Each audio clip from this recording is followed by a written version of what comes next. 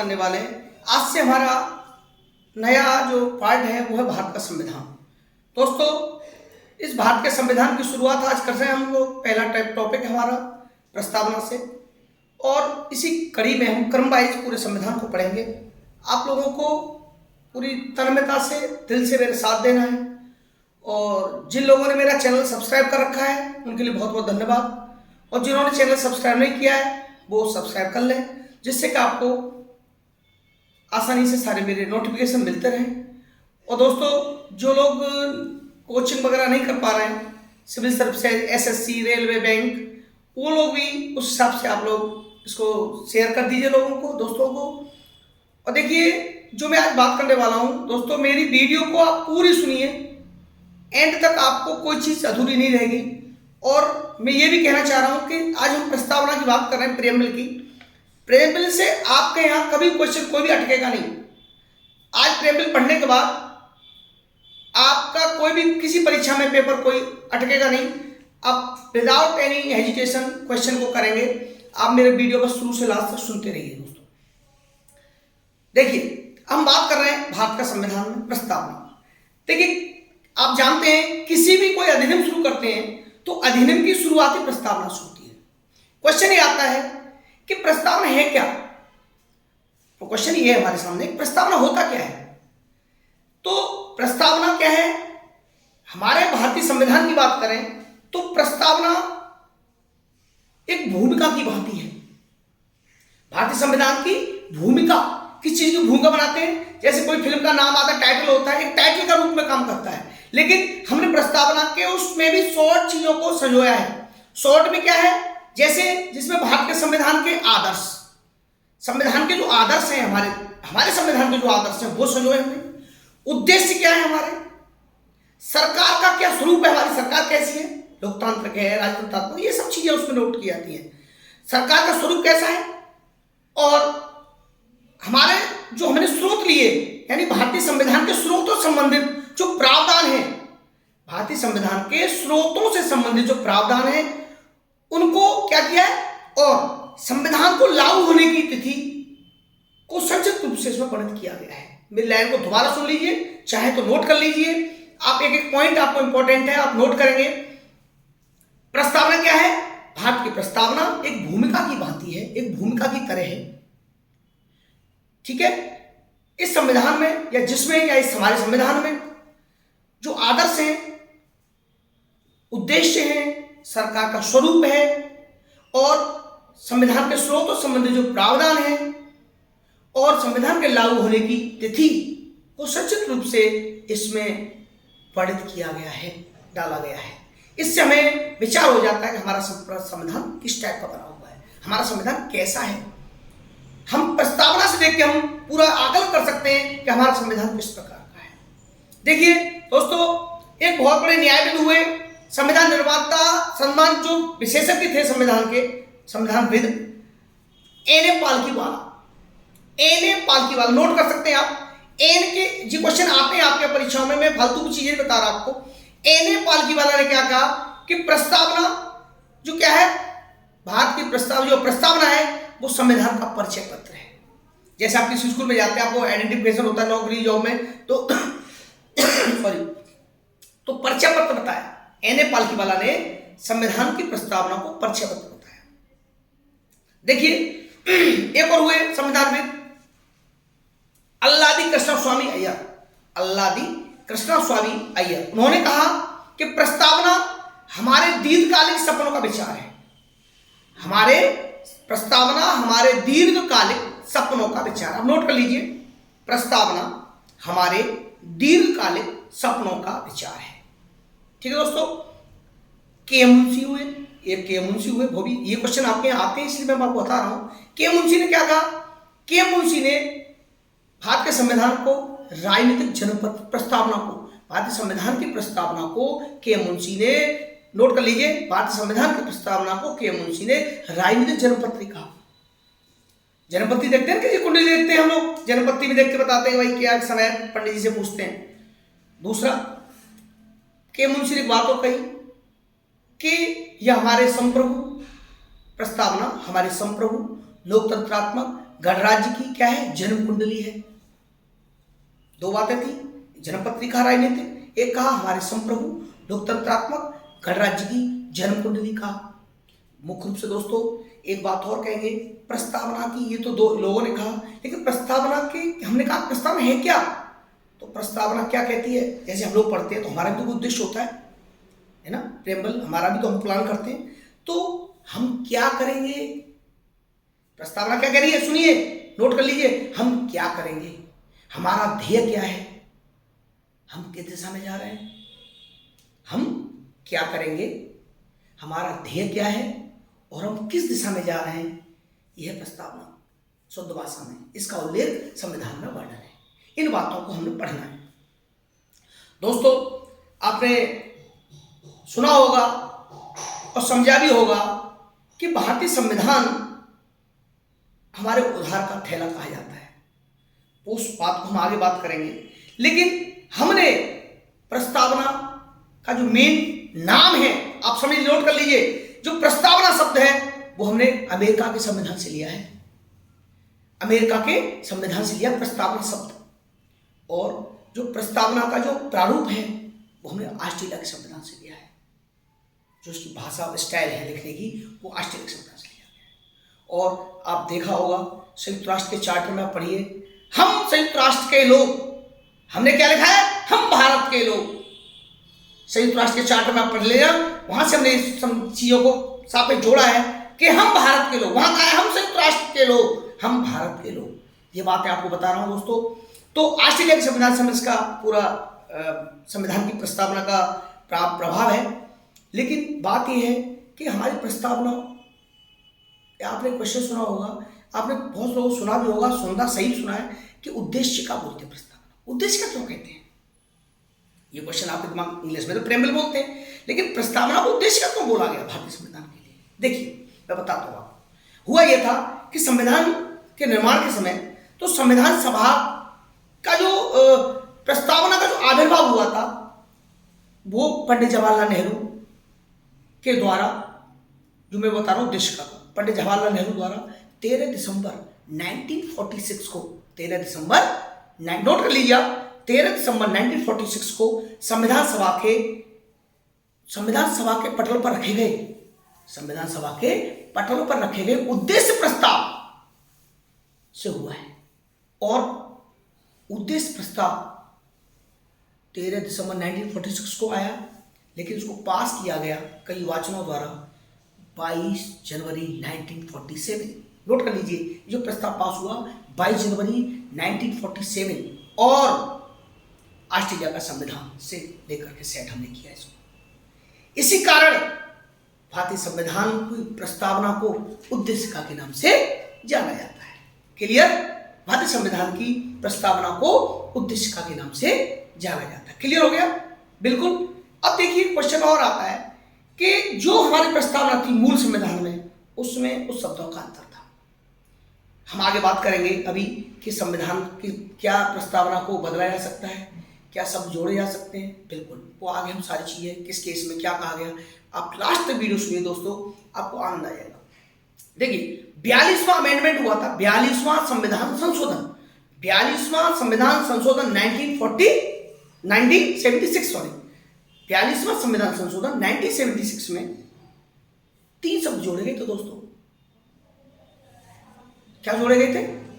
समाजवाद, पंथनिरपेक्ष और अखंडता, ये 3 शब्द जोड़े गए थे। समाजवाद पंथ में पैरा 2 में और अखंडता पैरा 6 में जोड़ा गया था। संविधान की जो प्रस्तावना उसका पैरा नंबर 2 में हमने जोड़ा था समाजवाद और पंथनिरपेक्ष, और पैरा नंबर 6 में जोड़ा था हमने अखंडता। इसके बारे में हम प्रेम्बल के एक एक शब्द को डिक्लेयर करेंगे, आप पूरी सुनिए, आप संविधान का एक रूप आ जाएगा, हाँ संविधान है क्या हमारे देश का। ठीक है, अब ये हमारी प्रस्तावना है क्या? हम भारत के लोग भारत को एक संपूर्ण प्रभुत्व संपन्न समाजवादी पंथनिरपेक्ष लोकतंत्रात्मक गणराज्य बनाने के लिए तथा इसके समस्त नागरिकों को सामाजिक, आर्थिक, राजनीतिक न्याय, विचार, अभिव्यक्ति, विश्वास, धर्म और उपासना की स्वतंत्रता प्राप्त करने के लिए तथा उन सब में व्यक्ति की गरिमा और राष्ट्र की एकता और अखंडता को सुनिश्चित करने वाली बंधुता बढ़ाने के लिए ये सब एक द्वारा दर्शक होकर इस संविधान सभा में आज तारीख 26 नवंबर 1949 को स्मृति मार्गसूची सप्तमी, ये मैं आप बताऊंगा अधिनियमित करते हैं। ये बताऊंगा आपको कैसे इससे क्वेश्चन बनते हैं। आप कहेंगे ये तो प्रस्तावना, हम देश के नागरिक हैं, हम संविधान की पढ़ रहे हैं, तो हमें ये प्रस्तावना आनी चाहिए दोस्तों। अब इसमें बताऊंगा क्वेश्चंस कैसे बनते हैं, पुटअप होते हैं, कैसे क्वेश्चन आते हैं। ठीक है, हम इस क्वेश्चन की तरफ फोकस करेंगे। देखिए कैसे, मैं एक एक शब्द को भी समझाऊंगा, पहले ही समझाता हूं क्वेश्चन कहां से आता है। हम भारत के लोग, भारत को एक संपूर्ण प्रभु संपन्न, देखो हम भारत के लोग का मतलब क्या है, हम भारत के लोग का मतलब क्या है, हम भारत के लोग का मतलब है यहां भारत की जनता से है। हम भारत के लोग कौन है, भारत की जनता। कौन भारत की जनता, भारत की जनता का मतलब है कि वह समझ शक्ति, संविधान की समझ शक्तियां का केंद्र बिंदु कौन होता है, जनता होती है दोस्तों। हमारे संविधान की शक्ति का केंद्र बिंदु जनता होती है, और संविधान द्वारा संप्रभुता जनता में निहित है। राज्य के 4 आवश्यक तत्व है, हमने पुराने वीडियो में पढ़ाया था मेंस वाले में। संविधान, देखिए राज्य के 4 आवश्यक तत्व होते हैं, भूभाग, जनता, सरकार एंड संप्रभुता। लेकिन इसमें मूल तत्व क्या है अगर पूछे, राज्य का क्वेश्चन आता है, ये पूछा भी गया है कि राज्य का मूल आवश्यक तत्व क्या है संविधान का, हमारे देश का, वो है संप्रभुता, सॉवरेनिटी। तो सॉवरेनिटी किस में निहित है, हमारे जनता में निहित है, ये हमें याद रखना है। क्लियर। तो हम भारत के लोग, ये आपके समझ में आ गया। भारत को हम भारत के लोग कह रहे हैं, सारी शक्ति हमारे अंदर केंद्रित है, हमें। फिर कह रहा है भारत में संपूर्ण प्रभु संपन्न। संपूर्ण प्रभु संपन्न का मतलब क्या है, समझिए। यहां पर समझने की बात यह है, आंतरिक और बाह्य दोनों, आंतरिक और बाह्य दोनों शक्तियां हमारे अंदर निहित हैं। हम किसी विदेशी सत्ता के गुलाम नहीं हैं, हम किसी विदेशी सत्ता के अधीन नहीं हैं, संपूर्ण प्रभु संपन्न हैं। हम किसी के अंदर काम नहीं कर रहे हैं, हमारी, क्योंकि हम जनता द्वारा शासित है, जनता ने हमें बनाया, संप्रभुता हमारी जनता के अंदर निहित है। क्लियर। तो संपूर्ण प्रभु संपन्न, ये बात समझ में आ गई। अब समाजवादी, ये शब्द 42वें संविधान संशोधन 1976 में जोड़ा गया। समाजवाद क्या होता है, देखिए, एक होता है लोकतांत्रिक समाजवाद, एक होता है साम्यवादी समाजवाद। तो भारत में समाजवाद जो है लोकतंत्रात्मक है। हम लोकतांत्रिक समाजवाद की बात कर रहे हैं। नेहरू जी की परिकल्पना थी कि समाजवाद को इस रूप में लाए कि हमने, समाजवाद होता क्या है, समाजवाद में सारी मशीनरी समाज सरकार के अंडर में होता है, लेकिन हमने क्या कहा, लोकतंत्र समाजवाद को बीच का रास्ता अपनाया। इसमें हमने मिश्रित अर्थव्यवस्था लेके चले, अर्थव्यवस्था का पार्ट है, लेकिन इसमें मिश्रित क्या लगे, न पूंजीवाद न समाजवाद, बीच का रास्ता। और सभी लोगों को समान, चाहे वो न्याय हो, चाहे वो समाज में खान पान हो, चाहे शिक्षा हो, चाहे जाति धर्म हो, उसको सब समानता के रूप में लेके आने की कोशिश की। ये समाजवाद हमारे, तो हमें ये प्रेमज क्लियर हो रहा है कि होता क्या है समाजवाद। हम इन चीजों को क्लियर कर रहे हैं क्योंकि इनसे ही हमारे संविधान का पूरा आदर्श क्लियर हो रहा है, हमारा उद्देश्य क्लियर होगा। देखिए उद्देश्य क्या है, अभी तो आदर्श है हमारा, हम तो अभी आदर्श पढ़ रहे हैं। अभी मैं बताऊंगा, अभी ये बताऊंगा प्रस्तावना के कितने स्रोत तत्व होते हैं। एक पॉइंट आता है, आप मेंस में भी क्वेश्चन लिखे हैं, छोटी परीक्षा में आते हैं, प्रस्तावना के तत्व। अभी मैं अगला वीडियो जो दूंगा कि विशेषताएं वगैरह होगा, उसमें आनंद आ जाएगा। इसमें भी देखिए संविधान के लिए क्या है, ये आदर्श है दोस्तों, ये विशेषता है हमारा। क्या है, या मैंने अभी बताया था संविधान के आदर्श, हमारे संविधान के आदर्श, उद्देश्य, सरकार का स्वरूप बताया था अभी, और क्या बताया था, और हमारे स्रोतों के जो प्रावधान हैं वो सब इसमें संयोग, और किस दिन लागू हुआ था वो भी इसमें है। वही सारी बातें बता रहा जा रहा हूं, वो जो हमने परिभाषा बताई थी उस परिभाषा का जादू है। देखिए समाजवादी, पंथनिरपेक्ष क्या होता है दोस्तों, किसी भी, पंथनिरपेक्ष का मतलब निरपेक्ष, हम कोई, हमारे यहाँ कोई धर्म नहीं है, यानी हमारे भारतीय संविधान में, समाज में कोई एक निश्चित धर्म नहीं है, हम किसी एक निश्चित धर्म को लेकर नहीं चले। हमारे सर्वधर्म समभाव है, सर्वजन हिताय सर्वजन सुखाय, यानी सभी धर्म बराबर हैं, सभी धर्मों को बराबर अधिकार दिया गया है। यानी हमने किसी धर्म को स्पेशल राजधर्म घोषित नहीं किया है कि हम कह रहे थे हिंदू धर्म, हिंदू पंथ, नहीं, हम कोई भी धर्म राजधर्म घोषित नहीं किया गया। हमारे यहाँ सब धर्म बराबर है, कोई धर्म अलग नहीं, सर्वधर्म समभाव की बात की गई है हमारे यहाँ। इसलिए पंथ ये भी 42वें संविधान संशोधन 1976 में जोड़ा गया। समझ में आया? ये भी जोड़ा गया। ठीक है, अगला है लोकतंत्रात्मक गणराज्य। लोकतंत्र जानते हैं आप? लोकतंत्र जानते होंगे, अब्राहम लिंकन ने कहा था जनता के लिए जनता द्वारा शासन ही लोकतंत्र है। तो ये तो लोकतंत्र तो ही है भाई। गणराज्य क्या होता है दोस्तों? गणराज्य क्या होता है? सिंपल सी बात, भारत एक गणराज्य है। गणराज्य से क्या तात्पर्य होता है? गणराज्य से क्या मतलब होता है? गणराज्य से मतलब है भारत का राष्ट्राध्यक्ष निर्वाचित होता है। राष्ट्राध्यक्ष मतलब ब्रिटेन में क्राउन जो होता है, राजा सम्राट या महारानी, वो क्या होती है? राजवंशी होता है, वंशानुगत होता है। लेकिन हमारे यहाँ राष्ट्रपति को निर्वाचित किया जाता है। वो प्रत्यक्ष या अप्रत्यक्ष, वो बात अलग है। हमने परोक्ष रूप से सुनते हैं, डायरेक्ट इंडायरेक्ट सुनते हैं, लेकिन चुनाव तो होता है ना। हमारे एमएलए एमपी सुनते हैं। अब आगे संविधान में सारी चीज क्रम से पढ़ेंगे, वो आपको संभालना पड़ेगा। हमारा चाहे रबर स्टैंप की तरह राष्ट्रपति होता है, लेकिन हमारे गणराज्य का राष्ट्राध्यक्ष कैसा होता है? निर्वाचित होता है। क्लियर? उसके समस्त नागरिकों को अब क्या है, अब उद्देश्य क्या है? देखिए दोस्तों, सामाजिक, आर्थिक और राजनीतिक न्याय। ये क्वेश्चन बहुत बार पूछा गया है। भारतीय संविधान में न्याय किस प्रकार का, कितने प्रकार का न्याय का वर्णन किया गया है? तमाम न्याय हो सकते हैं, लेकिन मेन जो थीम है वो है प्रस्तावना में किस प्रकार के न्याय का वर्णन है? 3 प्रकार के, सामाजिक, आर्थिक, न्याय। ये क्वेश्चन पूछा गया पेपर, देखिए पीछे से आईएएस और परीक्षाओं में। तो न्याय 3 प्रकार का, सामाजिक, आर्थिक और राजनीतिक न्याय का वर्णन किया गया है। कैसा? सामाजिक, आर्थिक और राजनीतिक न्याय। अब देखिए स्वतंत्रता कैसी है? विचार, अभिव्यक्ति, विश्वास, धर्म और उपासना। ये स्वतंत्रता के बारे में कहा गया कि विचार, अभिव्यक्ति, विश्वास, धर्म और सब कुछ आ गया। विचार रखना, अभिव्यक्त करना अपने विचारों को, विश्वास मतलब पूजा पाठ, कौन सा धर्म मानना है, कुछ किसी में आस्था रखें, किसी की उपासना करें, ये सब स्वतंत्रता है कि नहीं हमारे यहाँ? ये हमारे संविधान की क्वालिटी है कि नहीं? ये हमारी प्रकृति बताता है। हमारे संविधान की प्रकृति क्या है? हमारे संविधान की प्रकृति है सभी, और उद्देश्य भी है कि स्वतंत्र न्याय देना है, स्वतंत्रता देनी है, और समता। कैसी समानता? प्रतिष्ठा और अवसर की समानता। सब समान हैं, प्रतिष्ठा में किसी की आंच नहीं आनी चाहिए, और अवसर, सबको समान अवसर मिलेगा, चाहे स्त्री हो, चाहे पुरुष हो, चाहे बच्चे हो, समान ज्ञान के लिए समान। ये सब प्राप्त करने के लिए तथा उन सब में व्यक्ति की गरिमा, राष्ट्र की एकता और अखंडता। ये अखंडता शब्द भी जोड़ा गया दोस्तों। ये राष्ट्र की एकता शब्द था, हमारे यहाँ अखंडता नहीं था। भारत अखंड भारत है, इसको तो हम तोड़ ही नहीं सकते। अखंड है, अखंड, इसको खंड नहीं कर सकते। इसलिए हमारी एकता, राष्ट्र की एकता, हमारे स्वतंत्रता आंदोलन में आप देखा होगा एकता कैसी थी, लेकिन अखंड थी। अखंड भारत, हमारा देश अखंड है। हम भारत एक राज्यों का संघ है। बताएंगे आपको अगले वीडियो में कि राज्यों का संघ क्या होता है। इसमें अखंडता को डिफाइन करेंगे पूरी तरह से। एक एक चीज आपको पूरे संविधान में, इसी प्रेमबिल से पूरा संविधान डिफाइन हो जाएगा, आप चाहेंगे तो। सुनिश्चित करने का लिए अखंडता सुनिश्चित करने, बंधुता बढ़ाना। हम कहते हैं बंधुता, भाईचारा ऐसा होना चाहिए कि एकता अखंडता टूटे नहीं, अखंड भारत रहे और एकता टूटे नहीं। और दृढ़ संकल्प होकर अपनी संविधान सभा में, संविधान सभा जनता की थी, लोगों को चुना गया हमारे।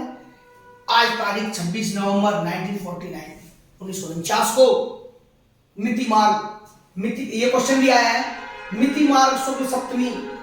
एक पेपर में आया था शुक्ल में, शुक्लपक्ष और कृष्ण पक्ष, यहाँ कृष्ण आया था, ये कृष्ण आया था, कृष्ण करके ये गलत हो गया था। तो इसलिए मिति मार्ग शुक्ल सप्तमी संवत 2006 विक्रमी, हम विक्रमी संवत मानते हैं, संवत 2006 विक्रमी को एक द्वारा संविधान को अंगीकृत क्या कर दिया हमने? अंगीकृत, अधिनियमित और मांग। ये भी क्वेश्चन पूछा गया है प्रस्तावना में। आधार पर हमने संविधान क्या कर दिया? अंगीकृत भी किया, अधिनियमित किया, आत्माकृत किया है। कितने क्वेश्चन बने आप देखिए इसमें, 8-10 क्वेश्चन प्रेमबिल से बनने, टोटल 20 से 25 क्वेश्चन बनते हैं दोस्तों। अभी लास्ट में, अभी इसके बाद ही पढ़ाऊंगा।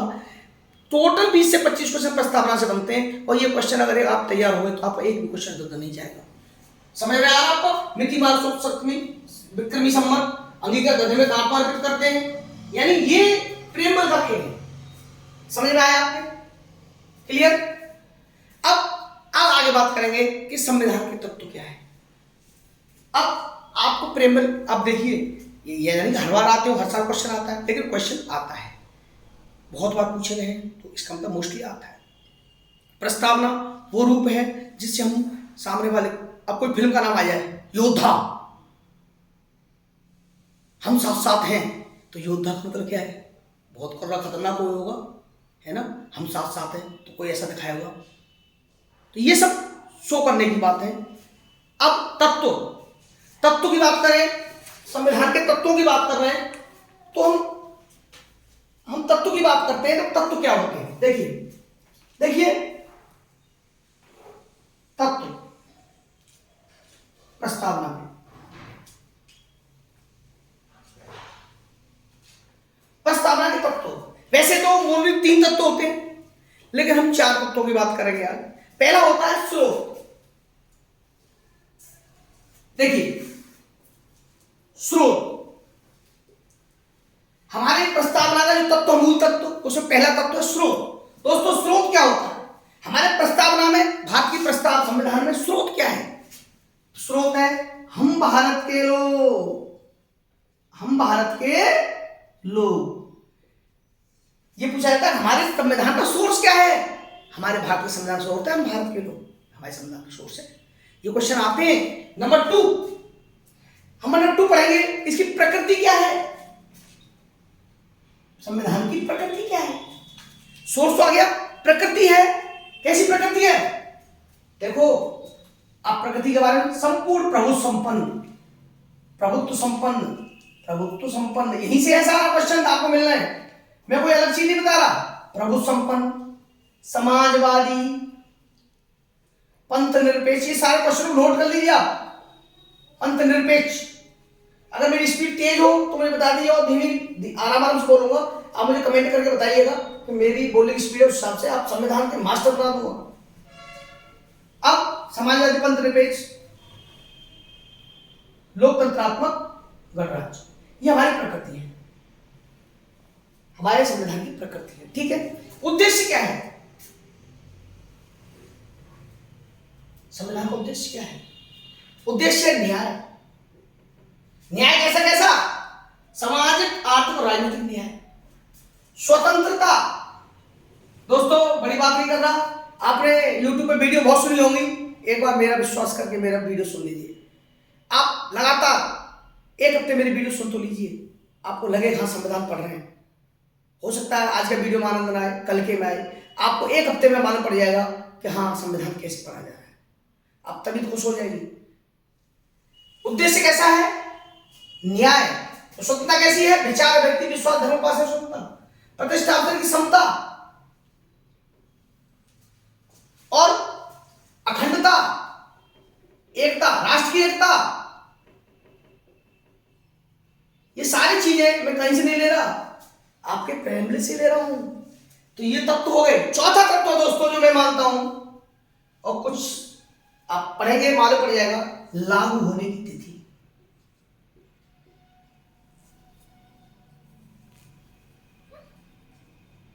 हमारा संविधान 26 नवंबर 1949 का, लेकिन आपको बताऊं वैसे मूल रूप से तो हमारा संविधान 26 नवंबर 1950 को लागू हुआ था, है ना। इसके पीछे भी लॉजिक है। मैं एक वीडियो है मेरी, उसमें मैंने दिया है सारा 26 जनवरी क्यों मनाते हैं, 26 जनवरी को क्यों मनाया जाता है। मेरी उस वीडियो का सुन लीजिएगा, 26 जनवरी को संविधान क्यों मनाया जाता है। और इसी दिन को हम विधि दिवस के रूप में मनाते हैं दोस्तों। 26 नवंबर को हम विधि दिवस के रूप में मनाते हैं। क्या मनाते हैं? विधि दिवस। क्लियर। तो बात ये आती है कि ये तो हमारा तत्व हो गए संविधान के, प्रस्तावना के, लेकिन कई बार क्वेश्चन उठता है,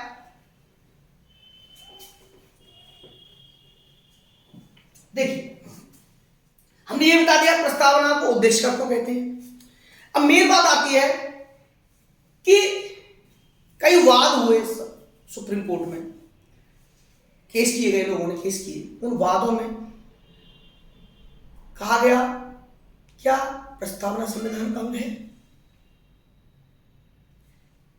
क्या प्रस्तावना अंग मानना चाहिए या नहीं मानना चाहिए?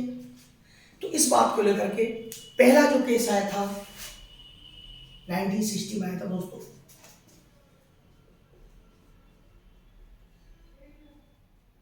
इनरी बेरूवाली केस 1960। इनरी बेरूवाली केस 1960 में केस आया था। इसमें सुप्रीम कोर्ट ने धारित किया, अपना बयान दिया कि प्रस्तावना संविधान का अंग नहीं है। प्रस्तावना संविधान का अंग नहीं है। एक बात तो ये कही उन्होंने, एक बात तो कही अंग नहीं है, अंग नहीं।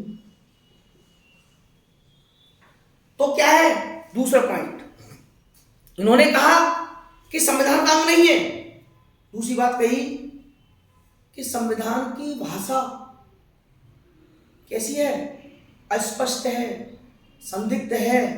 कहीं पर भी संविधान पढ़ते समय जहां कहीं संविधान की भाषा, सब नोट कर लीजिए चाहे तो, नंबर 2 पॉइंट, संविधान की भाषा संदिग्ध है, अस्पष्ट है, तो उसे समझने के लिए प्रस्तावना का तैयार, हमारे संविधान ने तैयार किया है। या दूसरी भाषा में कहें तो हमारे संविधानविदों ने इसको, या सुप्रीम कोर्ट ने इसको कहा है कि विचारों को, संविधान प्रस्तावना को संविधान के विचारों को जानने की कुंजी। जहां हम अटकते हैं कुंजी देते हैं, गाइड बुक मैथ वगैरह करें चेक करते हैं तो वही कुंजी है।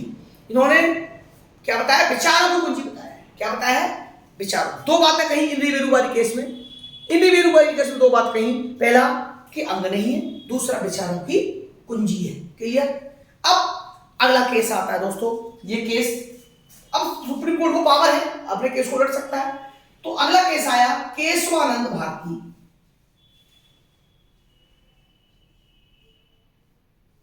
केस। केशवानंद भारती केस में क्या कहा गया, यह था पंजाब राज्य। इस केस में सुप्रीम कोर्ट ने अपने ही पुराने निर्णय को, ये 1973 में आया था दोस्तों, इसी केस को उलटते हुए केशवानंद भारती केस में सुप्रीम कोर्ट ने कहा कि प्रस्तावना संविधान का अंग है। क्या है, संविधान का अंग है। नोट कर लीजिए इन बातों को। और नंबर 1 पॉइंट, नंबर 2, संविधान में संशोधन किया जा सकता है लेकिन संविधान के मूल ढांचे में नहीं। जैसे हमने 3 शब्द जोड़े, जोड़ सकते हैं, हटा सकते हैं, लेकिन मूल ढांचा भारत के लोग बात को इस टाइप का, वो ढांचे को हम खराब नहीं कर सकते। उस ढांचे को परिवर्तन है, उसमें संशोधन तो कर सकते हैं, ढांचे में नहीं कर सकते। अगली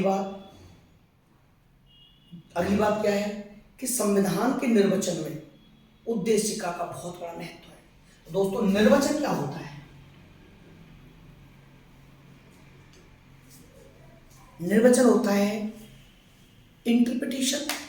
निर्वचन होता है इंटरप्रिटेशन यानी व्याख्या। निर्वचन क्या होता है, व्याख्या, इंटरप्रिटेशन। संविधान की जब व्याख्या करनी हो, कोई चीज को समझ में आ रहा है, सुप्रीम कोर्ट बैठते हैं, व्याख्या होती है, तो इसमें क्या होता है, इस हम सीधे फिर प्रस्तावना की तरफ जाएंगे, उससे समझाएंगे हमारा उद्देश्य क्या है, प्रकृति क्या है। क्लियर। नंबर 4 बात नोट कर लिया, ये दोबारा मैं बोलूं कि संविधान के निर्वचन में उद्देशिका का बहुत बड़ा महत्व है, इसकी व्याख्या, इंटरप्रिटेशन। चौथा पॉइंट है, पहला मैं बोला था मैंने कि संविधान का अंग माना, दूसरे बोला इसका संशोधन नहीं किया जा सकता, मूल ढांचे संशोधन कर सकते हैं, मूल ढांचे में नहीं कर सकते, संशोधन किया जा सकता है इसमें लेकिन मूल ढांचे में नहीं कर सकते। तीसरे में कहा गया संविधान के निर्वचन में उद्देश्य का बहुत बड़ा महत्व है। नंबर 4, ये न्याय योग्य नहीं है। न्याय योग्य का मतलब क्या है, न्याय योग्य नहीं है मतलब प्रस्तावना के आधार पर कोई भी न्याय नहीं किया जा सकता, वो नियम कानून के आधार पर होगा। न्याय प्रस्तावना को लेकर कोई नियम कानून नहीं, निर्णय नहीं ले सकते। क्लियर दोस्तों। एक केस और हुआ, एक केस में सुप्रीम कोर्ट निर्धारित किया, बताया, मतलब न्यायमूर्ति हिदायतुल्लाह ने गोलकनाथ बनाम केरल राज्य, गोलकनाथ केस हुआ था बनाम केरल राज्य। गोलकनाथ बनाम केरल राज्य में यह निर्णय दिया कि क्या कहा, प्रस्तावना तो संविधान की मूल आत्मा है, प्रस्तावना संविधान की मूल आत्मा है। किसने कहा, गोलकनाथ जी, उसने गोलकनाथ केस में कहा हिदायतुल्लाह, न्यायमूर्ति हिदायतुल्लाह ने कहा, न्यायमूर्ति हिदायतुल्लाह ने कहा कि संविधान की मूल आत्मा है प्रस्तावना।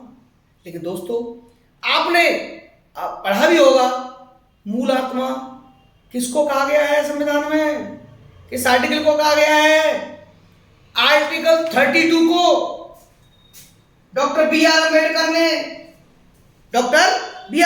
ने आर्टिकल 32 को संविधान की आत्मा कहा है। लेकिन हम उनकी बात नहीं काट रहे, हम तो इन्होंने सुप्रीम कोर्ट में केस दिया है, उन्होंने कहा कि प्रस्तावना संविधान की आत्मा है और इन चीजों को क्लियर करके संविधान में वर्णित किया गया। दोस्तों, हमने जो पढ़ा भी आज 20-25 क्वेश्चन आपके बनते हैं प्रस्तावना के। You have to note down, you have to dictate, note कर लीजिए, कॉपी पर डायरी बना लीजिए भारत के संविधान की, और क्रम वाइज आपको वीडियो मिलते रहेंगे पर डे, और आप इसके आधार पर अपना संविधान तैयार कर सकते हैं। आपको कोई कमी दिखे आप कमेंट करिए, और दोस्तों मेरे चैनल को सब्सक्राइब भी करिए। और अगला वीडियो मेरा संविधान की विशेषता से होगा, मैं आपको पहले बता दे रहा हूँ। इससे आप पढ़िए, थोड़ा आनंद और आए, पढ़ने में आपको अच्छा लगे। संविधान की विशेषता है, अच्छा वीडियो मेरा पूरे संविधान की विशेषता से मतलब है पूरा लगभग संविधान ओरली तो रिवाइज हो जाएगा। क्रम वाइज हम पढ़ते जाएंगे, आपको एक एक वीडियो को आनंद आता जाएगा दोस्तों। तो दोस्तों मेरे चैनल को लाइक करिए, सब्सक्राइब करिए, शेयर करिए, और बस आपसे मेरी गुजारिश है। थैंक यू दोस्तों।